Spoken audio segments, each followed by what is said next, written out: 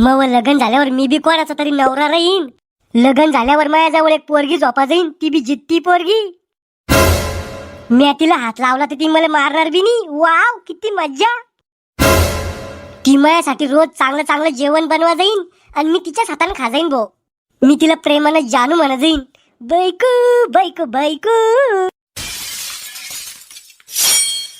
ए श्याम्या उठ आणि लवकर आटपून बैस. काऊन? अरे पोरगी पाळ जायचंय तुझ्यासाठी. बळजबरी नाटक करतो थोडीशी. बाप मला शिकायचं आहे, अजून मला नोकरी लागायचं आहे. अरे श्याम्या 10वी 3दा नापास झाला तुला कोणती नोकरी लागणार आहे? अहो पण मग लग्नाचं वय नाहीये. माहितीये तो लग्नाचं वय निघून गेलं, पण लग्न तर लावलंच पडेल ना तो. ती 40 वर्षाच्या बाई संग. अहो वय निघून गेलं, लग्नाचं वय झालं नाही मग अजूक. अरे रात्रीच तो माझ्या अंगावर टांगा टाकले ना, तेव्हा समजलं मला तो लग्नाचं वय झालं म्हणून. अहो मला स्वतःच्या पायावर उभं राहायचं आहे आधी, मग लग्न करायचंय. बर जाऊ दे मग, काही जायचं नाही पोरगी पाहायला. अहो तसं नाही, मग कसं करतो मी लग्न, पण तुमच्यासाठी फक्त. माझ्यासाठी म्हणजे मग दुसरं लग्न लावून देतो काय? तुमचं दुसरं लग्न काय आलं? जमीन शिल्लकचे हिस्से पाडायला? मग अहो तुमच्यासाठी लग्न करतो म्हणजे मै बायको आली की तुमची सेवा करन म्हणून लग्न करतो. अरे तो बाप आहे मी, मला माहितीये लग्नाच्या नावानं तो मनात लड्डू फुटू राहिले, पण बळजबरी नाटक करू राहिला. मी काय म्हणतो, राहुलला घेतो आपल्या संग, त्याला अनुभव आहे लग्नाचा. लग्नाचा अनुभव आहे, अशी किती लग्न करेल त्याला. अहो लग्न एकच करेल आहे, पण पोरी भक्कम पाळेल त्याला. बर घे मग त्याला बी आपल्या संग. मी त्याला सांगून येतो मग एकदा. माणसाचा जेव्हा पापाचा घडा भरतो तेव्हा माणसाचं लग्न होतं, मग जित्ता यम घरात येतो. होय काय बोल राहिले म्हणालच, मेंटल झाले काय? अहो मी पहिल्यापासूनच मेंटल आहे, हुशार असतो तर तुझ्या संग काय लग्न केलं असतं. म्हणजे तुम्हाला कटरीना कॅपच भेटणार होती. भेटली असती, पण घरच्याने लवकर लग्न लावून गेलं मग, स्वतःच्या पायावर उभं राहायच्या आधी. लवकर काय याचं, 30व्या वर्षी लग्न झालं तुमचं, केस ढवळेचे तांबडे झाले. अहो पोरीची लाईन लागली होती माझ्या संग लग्न करासाठी. इतकं बी फेकलं नाही पाहिजे माणसानं. अहो मीच भेटली नसते तुम्हाला, पण मग लग्नाच्या आधी 10-12 लफडे होते ना, म्हणून तुमच्या गळ्यात गुंतून गेलं मला. लग्नाच्या आधी तो 10-12 लफडे होते. मग तुम्हाला काय वाटलं 5 लाख रुपये हुंडा करून गेला माझ्या बापानं?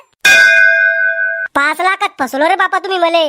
आजकाल चांगली पोरगी भेटली तर हुंडा भेटत नाही, आणि हुंडा भेटला तर समजून जायचं पोरगी लफडेवाली आहे. तू बाप तर म्हणे आमची पोरगी लय संस्कारी आहे. हायच ना मी संस्कारी, तुम्हाला मारलं मी अजून एखाद्या बारची ना. उपकार झाले तो मायावर, मला मारलं नाही म्हणून. मी काय म्हणते, मग खाता चेक केलं का?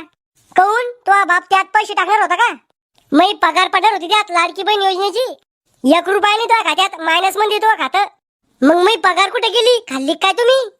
अहो मला पैशाची गरज पडली तर मी माझ्या किडनीला गिराईक पाहिन, पण तो पगारीला हात नाही लावणार. पगार कस काय जमा झाली नाही? मी मुख्यमंत्री थोडी आहे, मला कस काय मैत्रीण? तुम्ही माझ्या खात्याला आधार लिंक करेल का? तो खात्याला आधार लिंक आहे, मोबाईल नंबर लिंक आहे, लग्नपत्रिका लिंक आहे, 7-12 लिंक आहे, तो आजाचं मृत्यू प्रमाणपत्र बी लिंक आहे. मग जमा कस का झाली अजून मी पगार? काय चालू आहे राहुल? वर्ल्ड वॉर 3 चालू आहे. भाने नका कर्ज रे वहिनी संग, लय नशिबाने भेटते रे बायका. एकदा तो लग्न झालं पाहिजे श्याम्या, मग समजन तुले कशा आडू मारत्या बायात. श्यामू भाऊजी तुमच्या मायला लाडक्या बहिणीचे पैसे आले का? हा आले. पहा ना लोकांना कसे पैसे आले, तुम्ही बसता घरातच, लोक कुत्र्यावर टपले जाते कुठं बी. वहिनी मला कुत्रे म्हणून राहिले तुम्ही? तुम्हाला नाही श्यामू भाऊजी, तुम्ही तर डॉंकी आहे. हा मग बरोबर आहे. काय बरोबर आहे? डॉंकी म्हणजे गाढव, गाढव म्हणून तुलती बालवाडी नापास. बर ते जाऊ दे, आपल्याला आज पोरगी पाहायला जायचंय. कोणासाठी? शामराव पादमारेसाठी. हे कोण आहे?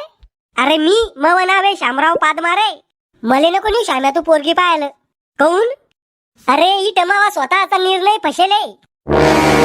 म्हणजे मी चांगली नाही का? तू चांगली असती तर तुझ्या घरच्या ना माझ्यासारख्या भिकार चोटाच्या गळ्यात काय गुंतून दिली असती. मी काय म्हणतो, तुम्ही भांडणं उद्या करा, तू आटपून आमच्या घरी ये. अरे काय श्याम्या तुमच्या घरी? अहो बाबा मला पोरगी पाहायला जायचंय. कोण आलं फसवलं? फसवलं म्हणजे आम्हाला पोरी भेटत नाही का? कुठलची आहे पोरगी? पाहुण्यातलीच आहे. म्हणजे पाहुण्यानं पाहून दिली का पोरगी? हा चांगले पाहुणे यार तुमचे. त्याचे पाहुणे चांगले, पण तुमचे पहा ना कोणते ध्यानावर आहे, सगळं डोक्यात जायल आहे. डोक्यात जायल नाही, हरामखोर आहे मय पाहुणे. सगळ्यात जास्त हरामखोर मय सासू सासरे. माया माय बापाला कशा लागले मधात? तो या माय बापाच्या शोकामुळे तो जन्म झाला ना.